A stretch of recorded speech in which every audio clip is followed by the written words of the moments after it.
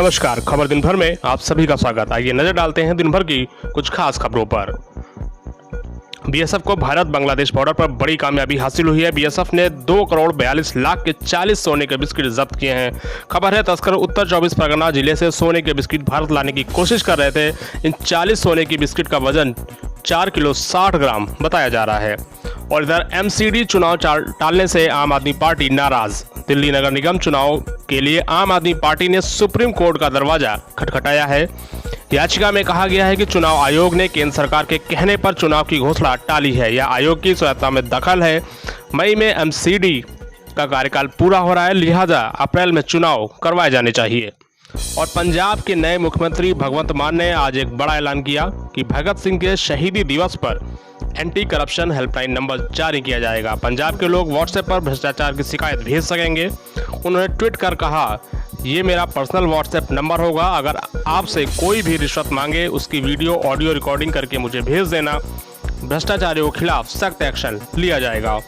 और उत्तर प्रदेश ने कोरोना महामारी के प्रसार के चलते लगाए गए सभी तरह के प्रतिबंधों को राज्य से पूरी तरह हटा दिया है। इसके बाद अब स्विमिंग पूल, वाटर पार्क खुले रहेंगे। इसके साथ ही आंगनवाड़ी केंद्र खुलेंगे। शादी समारोह और अन्य आयोजन में बंद स्थानों और खुले स्थानों में मास्क की अनिवार्यता और कोरोना प्रोटोकॉल के अनुसार सावधानी बरतते हुए पूर्ण क्षमता के साथ व्यक्तियों के शामिल होने की इजाज़त होगी। स्वास्थ्य मंत्रालय का दावा, कहा भारत अन्य देशों के मुकाबले ओमिक्रॉन वेरिएंट से बेहतर तरीके से निपटा। केंद्रीय स्वास्थ्य मंत्रालय ने कहा है कि 15 मार्च को खत्म हुए सप्ताह में औसतन 3,536 मामले आए। संक्रमण के वैश्विक मामलों में भारत का योगदान केवल 0.21% रहा है। उन्होंने कहा कि कई देशों में अब भी मामले बढ़ रहे हैं, जो पिछली लहरों के मुकाबले बहुत अधिक हैं। स्वास्थ्य मंत्रालय के एक अधिकारी ने कोविड-19 से निपटने में भारत की जन स्वास्थ्य प्रक्रिया पर एक वेबिनार में कहा, भारत में न केवल मामले बहुत कम आए, बल्कि निरंतर प्रयासों से जल्दी ही मामलों में गिरावट आनी शुरू हुई है। भारत अन्य देशों के मुकाबले ओमिक्रॉन से अच्छी तरह निपटा है। और लखनऊ में होली के चलते मस्जिदों ने बदला जुम्मे की नमाज का समय। इस्लामिक सेंटर ऑफ इंडिया ने देश में शांति और सद्भाव बनाए रखने के लिए मस्जिदों से शुक्रवार को होली के मद्देनजर जुम्मे की नमाज का वक्त बदलने की अपील की है। Islamic centre of India, Farangi Mahal और लखनऊ ईदगाह के इमाम मौलाना खालिद रशीद ने बुधवार को जारी एक बयान में कहा, चूँकि होली, शब बारात और जुमा एक ही दिन पड़ रहा है, इसलिए देश की गंगा जमनी तहजीब को ध्यान में रखते हुए शांति सुनिश्चित करने के लिए सभी प्रयास किए जाने चाहिए। और ओमिक्रॉन ने बदला रूप, इजराइल में मिला नया कोरोना वेरिएंट। कोरोना महामारी से दुनिया भर में अभी भी जंग जारी है। इसी बीच एक और नए वेरिएंट आने से सबकी चिंताएं बढ़ चुकी हैं। इजराइल में कोविड-19 के नए वेरिएंट का पता चला है। यहाँ कोरोना वायरस के नए वेरिएंट के 2 मामले सामने आए हैं। इजराइल के स्वास्थ्य मंत्रालय की ओर से जानकारी दी गई है कि स्वास्थ्य मंत्रालय ने एक बयान दिया है। ये वेरिएंट अभी भी दुनिया भर में अज्ञात है। मिली जानकारी के अनुसार नए वेरिएंट को अभी तक कोई नाम नहीं दिया गया है।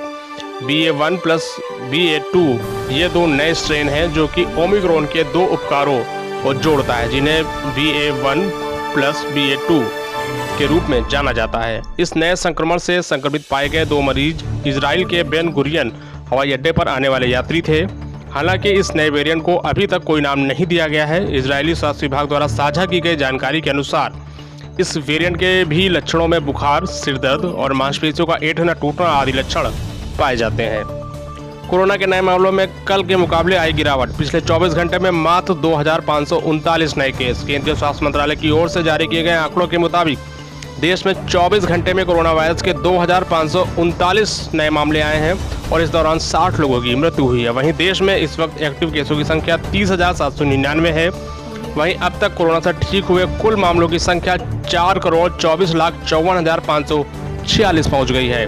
वहीं इस महामारी के चलते 5,16,000 से ज़्यादा लोगों ने अपनी जानें भी गंवाई हैं। हिजाब विवाद पर एक और खबर देखिए। हाईकोर्ट के फैसले के बाद आज मुस्लिम संगठन ने बंद बुलाया। हिजाब मामले पर कर्नाटक हाईकोर्ट के फैसले से नाराज मुस्लिम समुदाय के नेताओं ने आज कर्नाटक में बंद घोषित किया। राज्य व्यापार मंडल को भी निर्देश दिए गए कि आज बंद में शामिल रहें।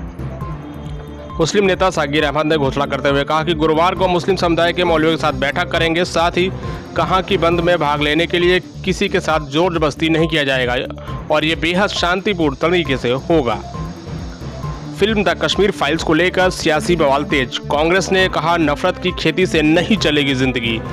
फिल्म द कश्मीर फाइल्स लगातार चर्चा का विषय बनी हुई है। इस फिल्म को लेकर दो अलग अलग धड़े बन चुके हैं। सियासी बवाल भी जारी है, लेकिन इस बवाल के बीच छत्तीसगढ़ में कांग्रेस के सीएम भूपेश बघेल भी फिल्म देखने पहुंच गए। वो थिएटर में कश्मीर फाइल्स को देखते नजर आए, लेकिन बाहर निकलते ही बघेल ने फिल्म का आधा सच बता दिया। वहीं बीजेपी नेताओं की तरफ से भी इसे लेकर जो बयान दिया गया है, पक्ष इस फिल्म के समर्थन में खड़ा है, तो विपक्ष फिल्म को लेकर लगातार सवाल उठा रहा है। 21 मार्च को दोपहर 3 बजे योगी आदित्यनाथ लेंगे सीएम पद की शपथ। उत्तर प्रदेश, उत्तराखंड, गोवा और मणिपुर में सरकार गठन करने को लेकर बीजेपी की कवायद लगातार तेज है। बुधवार को उत्तर प्रदेश में नई मंत्रिमंडल और सरकार संगठन को लेकर बैठकों और मंथन का दौर जारी रहा। योगी मंत्रिमंडल को लेकर दिल्ली में बीजेपी मुख्यालय में करीब 5.5 घंटे तक बैठक चली थी। पार्टी अध्यक्ष जेपी नड्डा, सीएम योगी आदित्यनाथ, स्वतंत्र देव सिंह समेत कई बड़े नेता इस बैठक में मौजूद रहे, जिसमें मंत्रियों की लिस्ट को लेकर विचार किया गया है। साथ ही राज्य में एमएलसी उम्मीदवारों के नाम पर भी मंथन हुआ है। पार्टी योगी आदित्यनाथ पर फिर से भरोसा जताया है। योगी आदित्यनाथ फिर से मुख्यमंत्री बनने जा रहे हैं। वे 21 मार्च को दोपहर 3 बजे मुख्यमंत्री पद की शपथ लेंगे। वन रैंक वन पेंशन पर सुप्रीम कोर्ट के फैसले पर कांग्रेस ने जताई निराशा। वन रैंक वन पेंशन को लेकर सुप्रीम कोर्ट के फैसले पर निराशा जताते हुए कांग्रेस ने मोदी सरकार पर पूर्व सैनिकों के साथ विश्वासघात करने का आरोप लगाया है। पार्टी के राष्ट्रीय मीडिया प्रभारी रणदीप सुरजेवाला ने कहा है कि 30 लाख से अधिक पूर्व सैनिकों के लिए आज त्रासदी का पहाड़ टूट पड़ा है। वन रैंक वन पेंशन से जुड़ी पूर्व सैनिकों की याचिका को सुप्रीम कोर्ट ने खारिज कर दिया है। मोदी सरकार ने याचिका का विरोध किया था। यह सैनिकों से विश्वासघात है। बीजेपी और मोदी सरकार सैनिकों के नाम पर वोट लेती है, लेकिन उन्हें वन रैंक वन पेंशन का विरोध करती है। एशियाई और यूरोपीय देशों में कोरोना के बढ़ते मामलों से सरकार अलर्ट। दक्षिण पूर्व एशिया और यूरोपीय देशों में कोरोना वायरस के बढ़ते मामलों के बीच केंद्रीय स्वास्थ्य मंत्री डॉक्टर मनसुख मांडविया ने बुधवार को उच्च स्तरीय बैठक की। मीटिंग में नीति आयोग के डॉक्टर वीके पॉल, एम्स के डॉक्टर रणदीप गुलेरिया और स्वास्थ्य सचिव शामिल रहे। न्यूज एजेंसी एएनआई के सूत्रों के हवाले से जो खबर हमें मिली है, उसके मुताबिक मनसुख मांडविया ने बैठक में सतर्कता, आक्रामक जीनोम अनुक्रमण और गहन निगरानी बनाए रखने के निर्देश जारी किए हैं। बैठक के दौरान डॉक्टर मनसुख मांडविया ने 27 मार्च से कोविड-19 टीकाकरण कार्यक्रम और अंतर्राष्ट्रीय यात्री उड़ानों की बहाली की भी समीक्षा की। कोविड प्रोटोकॉल के साथ खुले रहेंगे सभी वाटर पार्क और स्विमिंग पूल। होली के मौके पर प्रशासन ने लोगों को बड़ा तोहफा दिया है। जैसे जैसे लगातार गर्मी बढ़ी है, वैसे वैसे लोग स्विमिंग पूल और वाटर पार्क की याद कर रहे हैं। ऐसे में कोरोना वायरस के चलते ये चीज़ें 2 साल से बंद थी, लेकिन फिलहाल सरकार ने ये सभी प्रतिबंध हटा लिए हैं। और राष्ट्रपति जो बाइडेन ने पुतिन को बताया युद्ध अपराधी। रूस यूक्रेन युद्ध का आज 22वां दिन है। दोनों देशों के बीच जंग जारी है और अभी तक कोई सुलह नहीं हो पाई है। यूक्रेन पर चर्चा के लिए गुरुवार को संयुक्त राष्ट्र सुरक्षा परिषद की आपातकालीन बैठक बुलाई गई थी, जिसमें यूक्रेन में मानवीय स्थिति पर चर्चा की जाएगी। बैठक को America, Britain, France, America, Ireland और नॉर्वे ने बुलाया है। वहीं कांग्रेस को जो पंजाब समेत 5 राज्यों में मिली करारी हार के बाद कांग्रेस के वरिष्ठ नेता गुलाम नबी आज़ाद के घर G23 के समूह के नेताओं की भी बैठक हुई है। जल्द ही 1,75,00,000 ग्रामीणों को मिलेगा अपना आशियाना। केंद्र सरकार द्वारा देश के गरीब लोगों को सस्ते मकान उपलब्ध कराने के लिए प्रधानमंत्री आवास योजना चलाई जा रही है। इस योजना के तहत गरीब लोगों को उनके मकान के लिए सब्सिडी दी जाती है। इसी के मद्देनजर केंद्रीय ग्रामीण विकास मंत्री साध्वी निरंजन ज्योति ने जानकारी दी है कि प्रधानमंत्री आवास योजना ग्रामीण के तहत 1,75,00,000 घर पूरे हो चुके हैं। जल्द ही लोगों को आवंटित भी किया जाएगा।